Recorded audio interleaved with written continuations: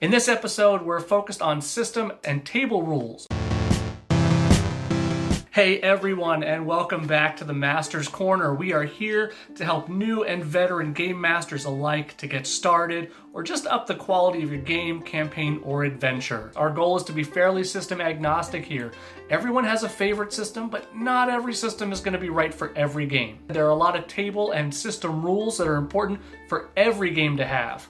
So let's dive in. So, you finished your pitch. Your players love it. They are already looking forward to exploring all the worlds that you've created. They want to hear everything about it. They want to see all the different places. They want to dive into making their party. The next thing we need to do in a session 0 is establish table rules and system rules. Things that will govern not only how you play, but where you play, when you play, and what takes place in your actual play sessions. All right, so here we go. First thing that you need to consider: what system do you want to run? Dungeons & Dragons? If so, what edition? Shadows of the Demon Lord? Pathfinder? 1E, 2E? Starfinder? Cyberpunk?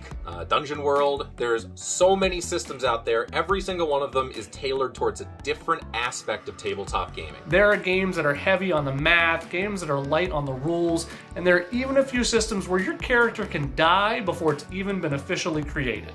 Once you've decided on a system, you're going to need to dive into the following 3 things.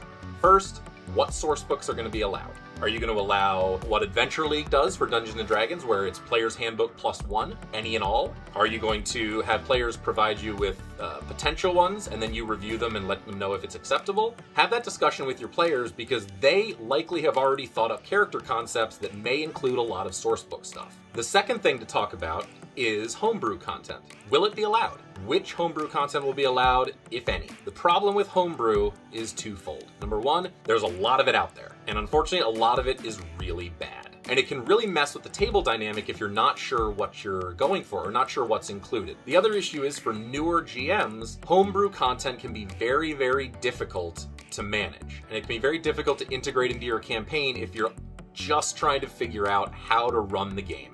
If you're not fully sure of all the rules, adding an additional level of challenge with homebrew content is just going to make life very difficult.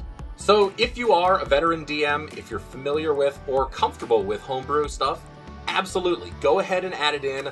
Add in all the cool stuff you can find. There's a ton of places online that you can find really well-made, well-crafted homebrew. The third thing you need to consider is, how is experience going to be calculated?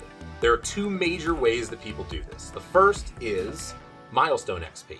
And Milestone XP is providing either a level up or a mass boost in XP at major milestones in your story, or in the campaign, or in the character's narrative. You're not giving XP for each goblin killed. You're giving XP at certain points to move the characters forward, level them up so that they can respond to the story that you're drawing, the things that you're including in the world, at a pace that you get to keep track of. Milestone XP is great if you're a newer DM. It allows you complete control over when and where the party levels up, so that when you're preparing things, when you're thinking about which monsters to use, when you're designing encounters, when you're looking at balancing encounters, you'll have a pretty good idea of what level the party will be when they arrive at that thing. It's much more controllable, much more manageable. The other side is XP given for combat, things done by the party themselves. And this is the XP system where, when you look in the bestiary for Pathfinder, when you look in the monster manual for D&D, when you see the XP value of that creature, and when they hit the certain amount they need, the characters level up. It just happens because they've gotten enough XP. This is better if you want to have a more open world, less narrative-driven campaign, because this gives incentive to the party to go out and find things, to explore cool places, to consider interesting ways to engage. If you want to use either of these, they're both great. They serve different functions. Both can make awesome and compelling campaigns. It really just comes down to what you're more comfortable with as a GM and which way your party wants to go. Do they want to feel more powerful as the story goes, or do they want to feel more powerful as they do things in the world?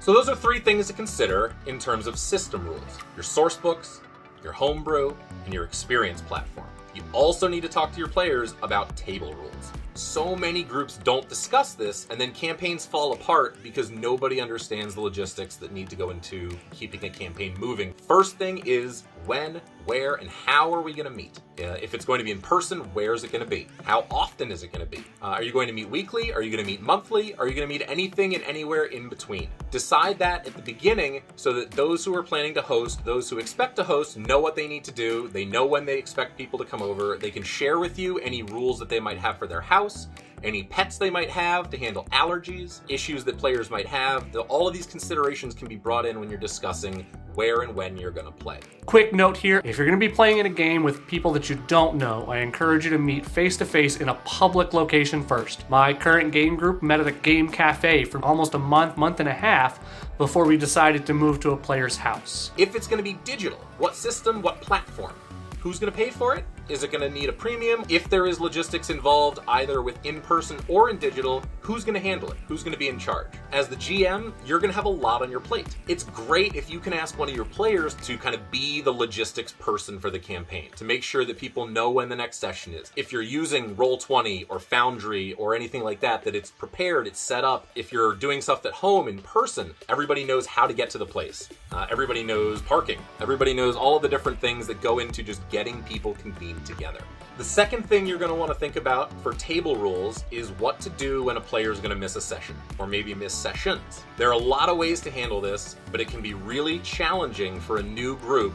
If you end up with a player missing a session, the next week somebody else has to miss, it can be very disjointing. It can be very difficult to start to build party roleplay, to keep everybody updated on the story, to keep everybody understanding what's been going on so that when they do make it back, they're not coming in going, what's just happened over the last year in our campaign. 3 common ways that this is done. First one, just pretend their character's not there. This can work if your goal is really just to keep the story moving, if it's a lot of free flow role play, if each character and player is fine with that, then you can just pretend that that person stayed behind in the inn. Second thing you can offer, depending on how long somebody might be out, how long or how much time takes place in the sessions that they're missing, is offer them downtime activities. This is a really great option if you like to give people narrative and roleplay opportunities in between sessions. It makes it feel like the player was actually there in a way that they don't have to be there on screen. The third way, and my personal favorite, is to determine at the beginning of the campaign or at each major kind of level or power boost what an ability or abilities that each character has that the party really relies on. Consider giving the party the opportunity to engage or use some of those when that player is not at the table. If your druid is missing and they are the only healer, consider giving the party access once or twice per session to a healing spell. The character is there, they're following along. If they were there, they would heal this person. Give the party ability of a lockpick if you have a thief or a rogue. And if you have players who know each other, who trust each other with their characters and really want to be part of the whole narrative, this might be your best option, because this lets characters continue to participate, but it doesn't put those characters in any threat of something bad happening or some consequence happening that they themselves are not there to deal with. Please, if you like what you see, if you're enjoying the content we're creating, like and subscribe. Help us grow Emerald Span Gaming. If you've had a great or challenging Session 0, we'd love to hear about it in the comments. Be sure to check out the final video in this series that's going to cover party and character co-creation, which is linked in the description below. In the end, play what you love.